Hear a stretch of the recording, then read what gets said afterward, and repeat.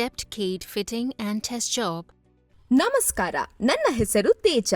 ಇಂದು ನಾವು stepped key fitting ಮತ್ತು test job ಅನ್ನು ಹೇಗೆ ತಯಾರಿಸುವುದು ಎಂದು ಕಲಿಯಲಿದ್ದೇವೆ. ಈ ವಿವರಣೆಯ ಕೊನೆಯಲ್ಲಿ ನೀವು ಕೆಳಗಿದ್ದನ್ನು ಹೇಳಲು ಸಾಧ್ಯವಾಗುತ್ತದೆ.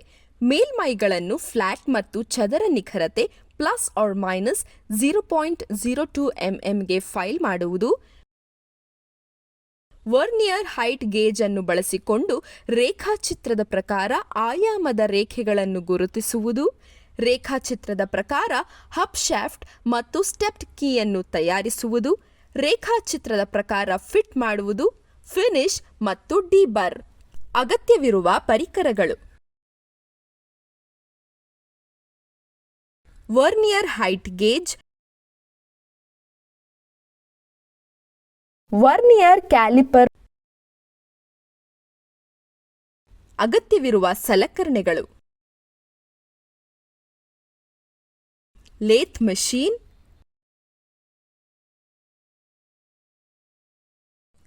ಅಗತ್ಯವಿರುವ ಸಾಮಗ್ರಿಗಳು: ಕಚ್ಚಾ ವಸ್ತು. ಕೆಲಸವನ್ನು ಪ್ರಾರಂಭಿಸುವ ಮೊದಲು ಕೆಲವು ಪ್ರಾಥಮಿಕ ಪರಿಶೀಲನೆಗಳನ್ನು ಮಾಡಬೇಕಾಗುತ್ತದೆ. ಅವು ಈ ಕೆಳಗಿನಂತಿವೆ. ಮೊದಲು ಸ್ಟೀಲ್ ರೂಲ್ ಅನ್ನು ಬಳಸಿಕೊಂಡು ಕಚ್ಚಾ ವಸ್ತುವನ್ನು ಪರಿಶೀಲಿಸಿ.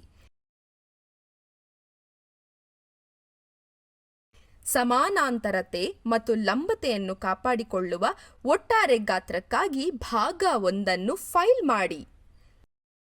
ಸಮಾನಾಂತರತೆ ಮತ್ತು ಲಂಬತೆಯನ್ನು ಕಾಪಾಡಿಕೊಳ್ಳುವ ಒಟ್ಟಾರೆ ಗಾತ್ರಕ್ಕಾಗಿ ಭಾಗ 2 ಫೈಲ್ ಮಾಡಿ. ಸಮಾನಾಂತರತೆ ಮತ್ತು ಲಂಬತೆಯನ್ನು ಕಾಪಾಡಿಕೊಳ್ಳುವ ಒಟ್ಟಾರೆ ಗಾತ್ರಕ್ಕಾಗಿ ಭಾಗ 3 ಫೈಲ್ ಮಾಡಿ. ಎಲ್ಲ 3 ಭಾಗಗಳನ್ನು ಫೈಲ್ ಮಾಡಿದ ಬಳಿಕ ಎಲ್ಲ ಭಾಗಗಳನ್ನು ಗುರುತುಗಳಾಗಿ ತಯಾರಿಸಿ. ಡ್ರಾಯಿಂಗ್ ಪ್ರಕಾರ ವರ್ನಿಯರ್ ಹೈಟ್ ಗೇಜ್ನೊಂದಿಗೆ ಭಾಗ 1 ಗುರುತಿಸಿ. ಡ್ರಾಯಿಂಗ್ ಪ್ರಕಾರ ವರ್ನಿಯರ್ ಹೈಟ್ ಗೇಜ್ನೊಂದಿಗೆ ಭಾಗ 2 ಗುರುತಿಸಿ.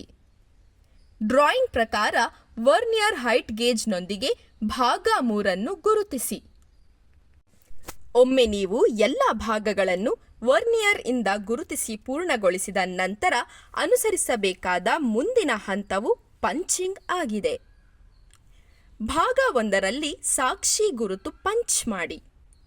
ಭಾಗ 2ರಲ್ಲಿ ಸಾಕ್ಷಿ ಗುರುತು ಪಂಚ್ ಮಾಡಿ. ಭಾಗ 3ರಲ್ಲಿ ಸಾಕ್ಷಿ ಗುರುತು ಪಂಚ್ ಮಾಡಿ.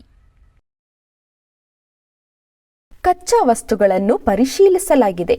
ಎಲ್ಲ ಭಾಗಗಳನ್ನು ಫೈಲ್ ಮಾಡಲಾಗಿದೆ ಮತ್ತು ಅವುಗಳನ್ನು ವರ್ನಿಯರ್ ಹೈಟ್ ಗೇಜ್ನಿಂದ ಗುರುತಿಸಲಾಗಿದೆ ಮತ್ತು ಕೊನೆಗೆ ಅವುಗಳಿಗೆ ಸಾಕ್ಷಿ ಗುರುತಿನಿಂದ ಪಂಚ್ ಮಾಡಲಾಗಿದೆ. ಈಗ ಎಲ್ಲ ಪ್ರಾಥಮಿಕ ತಪಾಸಣೆಗಳನ್ನು ಮಾಡಲಾಗಿದೆ. ಈಗ ನಾವು ಮುಂದೆ ಹೋಗೋಣ. ಮೊದಲಿಗೆ ನಾವು ಮೊದಲ ಭಾಗ ಮಾಡಲಿದ್ದೇವೆ. ಲೇತ್ನ 4 ದವಡೆ ಚೆಕ್ನಲ್ಲಿ ಜಾಬ್ ಅನ್ನು ಹಿಡಿದುಕೊಳ್ಳಿ. ತುದಿಗಳನ್ನು ಆನ್ ಮಾಡುವ ಮೂಲಕ ಮುಖವನ್ನು ತಿರುಗಿಸಿ.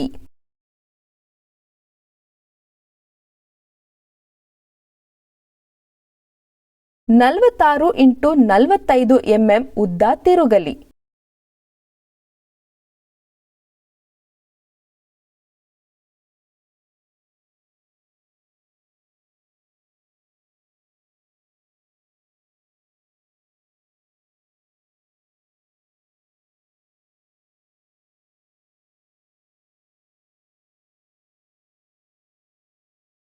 ಜಾಬ್ನ ಹೊರತುದಿಯನ್ನು 2 ಎಂಎಂ × 45 ಡಿಗ್ರಿ ಚಾಂಫರ್ ಮಾಡಿ.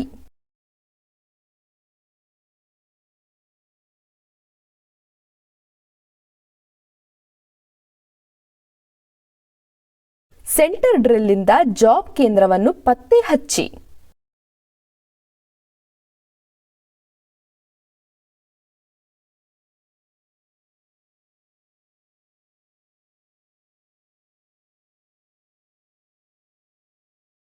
ಡ್ರಿಲ್ ಚೆಕ್ ಮತ್ತು ಡ್ರಿಲ್ ಪೈಲೆಟ್ ಹೋಲ್ ಮೂಲಕ ಟೇಲ್ ಸ್ಟಾಕ್ನಲ್ಲಿ 6 ಎಂಎಂ ಟ್ವಿಸ್ಟ್ ಡ್ರಿಲ್ ಅನ್ನು ಹೊಂದಿಸಿ.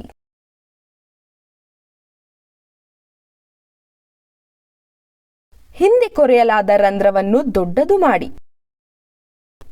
ರಂಧ್ರದ ಮೂಲಕ 25 ಎಂಎಂ ಕೊರೆಯಿರಿ.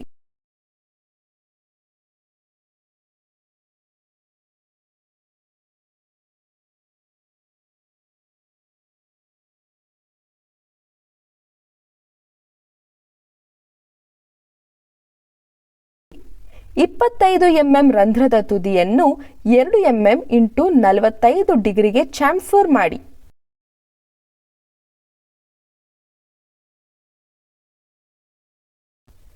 ಜಾಬ್ ಅನ್ನು ಹಿಮ್ಮುಖಗೊಳಿಸಿ ಮತ್ತು ಅದನ್ನು ಲೇತ್ ಚಕ್ನಲ್ಲಿ ಹಿಡಿದುಕೊಳ್ಳಿ. ಜಾಬ್ ಅನ್ನು 46 mm ಗೆ ತಿರುಗಿಸಿ.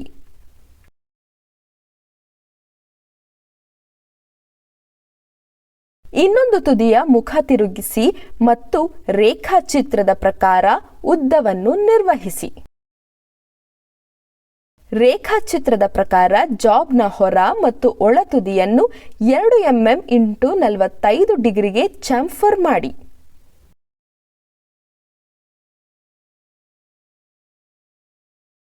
ರೇಖಾಚಿತ್ರದಲ್ಲಿ ತೋರಿಸಿರುವಂತೆ ಭಾಗ 1ರಲ್ಲಿ ಕೀವೆಯನ್ನು ಗುರುತಿಸಿ ಮತ್ತು ಫೈಲ್ ಮಾಡಿ.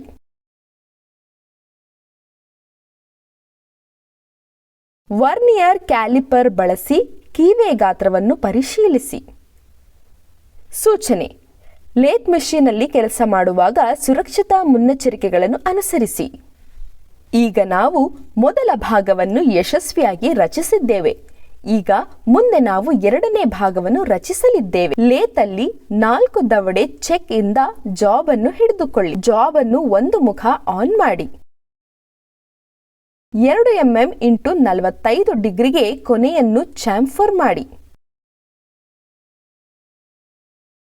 25 mm ಜಾಬ್ ಅನ್ನು ಗರಿಷ್ಠ ಉದ್ದಕ್ಕೆ ಸರಳವಾಗಿ ತಿರುಗಿಸಿ.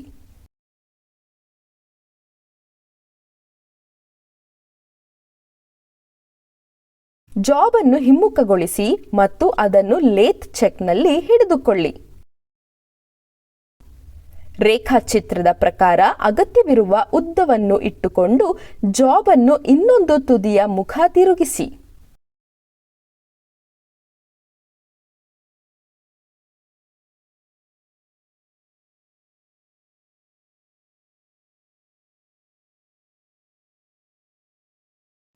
ಎರಡು mm ಇಂಟು 45 ಡಿಗ್ರಿಗೆ ಕೊನೆಯನ್ನು ಚಾಂಫರ್ ಮಾಡಿ.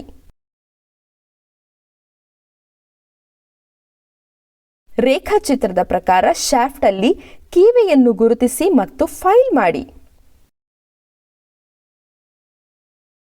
ವರ್ನಿಯರ್ ಕ್ಯಾಲಿಪರ್ನೊಂದಿಗೆ ಕೀವೆ ಗಾತ್ರವನ್ನು ಪರಿಶೀಲಿಸಿ. ಈಗ ನಾವು ಎರಡನೆಯ ಭಾಗವನ್ನು ಯಶಸ್ವಿಯಾಗಿ ರಚಿಸಿದ್ದೇವೆ. ಮುಂದೆ ನಾವು ಮೂರನೇ ಭಾಗವನ್ನು ರಚಿಸೋಣ. ರೇಖಾಚಿತ್ರದ ಪ್ರಕಾರ ಭಾಗ 3ರಲ್ಲಿ ಆಯಾಮದ ರೇಖೆಗಳನ್ನು ಮತ್ತು ಸಾಕ್ಷಿ ಗುರುತುಗಳ ಪಂಚನ್ನು ಗುರುತಿಸಿ. ಆಕ್ಸಾ ಮತ್ತು ಹೆಚ್ಚುವರಿ ಲೋಹವನ್ನು ತೆಗೆಯಿರಿ ಮತ್ತು ರೇಖಾಚಿತ್ರದ ಪ್ರಕಾರ ಗಾತ್ರ ಮತ್ತು ಆಕಾರಕ್ಕೆ ಫೈಲ್ ಮಾಡಿ. ಫೈಲ್ ಮುಗಿಸಿ ಮತ್ತು ಸ್ಟೆಪ್ ಕೀಯ ಎಲ್ಲ ಮೂಲೆಗಳಿಂದ ಬರ್ಸ್ ಅನ್ನು ತೆಗೆಯಿರಿ. ಈಗ ನಾವು ಅಳವಡಿಸಬೇಕಾದ ಎಲ್ಲ 3 ಭಾಗಗಳನ್ನು ಯಶಸ್ವಿಯಾಗಿ ರಚಿಸಿದ್ದೇವೆ. ಈಗ ನಾವು ಎಲ್ಲ ಭಾಗಗಳನ್ನು ಒಟ್ಟಿಗೆ ಜೋಡಿಸಲಿದ್ದೇವೆ. ಭಾಗ 1 ಮತ್ತು 2 ಒಟ್ಟಿಗೆ ಜೋಡಿಸಿ. ಇದು ಸರಿಯಾಗಿ ಹೊಂದಿಕೊಳ್ಳುತ್ತಿದೆಯೇ ಎಂದು ಪರಿಶೀಲಿಸಿ. ಈಗ ತೋರಿಸಿರುವಂತೆ ಕೀವೆ ಸ್ಲಾಟ್ಗೆ ಸ್ಟೆಪ್ ಕೀಯನ್ನು ಹೊಂದಿಸಿ. ಸ್ವಲ್ಪ ಎಣ್ಣೆಯನ್ನು ಹಚ್ಚಿ ಮತ್ತು ಮೌಲ್ಯಮಾಪನಕ್ಕಾಗಿ ಅದನ್ನು ಸಂರಕ್ಷಿಸಿ. ನಾವು ಇಂದು ಕಲಿತದ್ದನ್ನು ಪುನರ್ವರ್ತಿಸೋಣ. ನಾವು ಕಲಿತದ್ದು ಏನೆಂದರೆ ಮೇಲ್ಮೈಗಳನ್ನು ಫ್ಲಾಟ್ ಮತ್ತು ಚದರ ನಿಖರತೆ ±0.02 mm ಫೈಲ್ ಮಾಡುವುದು. ವರ್ನಿಯರ್ ಹೈಟ್ ಗೇಜ್ ಅನ್ನು ಬಳಸಿಕೊಂಡು ರೇಖಾಚಿತ್ರದ ಪ್ರಕಾರ ಆಯಾಮದ ರೇಖೆಗಳನ್ನು ಗುರುತಿಸುವುದು. ರೇಖಾಚಿತ್ರದ ಪ್ರಕಾರ ಹಬ್, ಶಾಫ್ಟ್ ಮತ್ತು ಸ್ಟೆಪ್ ಕೀಯನ್ನು ತಯಾರಿಸುವುದು. ರೇಖಾಚಿತ್ರದ ಪ್ರಕಾರ ಫಿಟ್ ಮಾಡುವುದು, ಫಿನಿಶ್ ಮತ್ತು ಡಿಬರ್. ಹೀಗೆ ನಾವು ಸ್ಟೆಪ್ ಕೀ ಫಿಟ್ಟಿಂಗ್ ಹೇಗೆ ತಯಾರಿಸಬೇಕೆಂದು ಕಲಿತಿದ್ದೇವೆ ಮತ್ತು ಅದನ್ನು ಪರೀಕ್ಷಿಸಿದ್ದೇವೆ. ಇದರ ಬಗ್ಗೆ ನಿಮಗೆ ಸ್ಪಷ್ಟ ತಿಳುವಳಿಕೆ ಸಿಕ್ಕಿದೆ ಎಂದು ಭಾವಿಸುತ್ತೇನೆ. ನಿಮ್ಮ ಬೋಧಕರ ಸಹಾಯದಿಂದ ಈ ಪ್ರಯೋಗವನ್ನು ಮಾಡಿ.